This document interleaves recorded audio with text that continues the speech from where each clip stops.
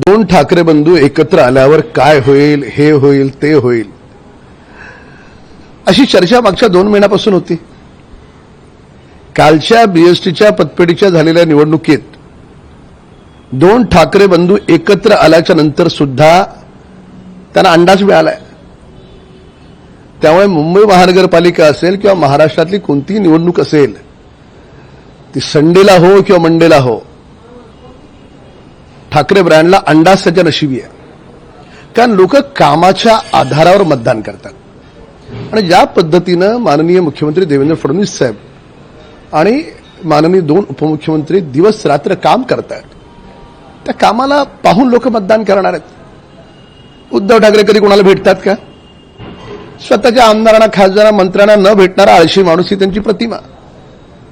तर त्याच्यामुळे माध्यमांचे रकाने ठाकरे ब्रँडनी जरूर गाजवले, पण जमिनी अवस्था काय आहे ते काल त्यांना कळलं असेल.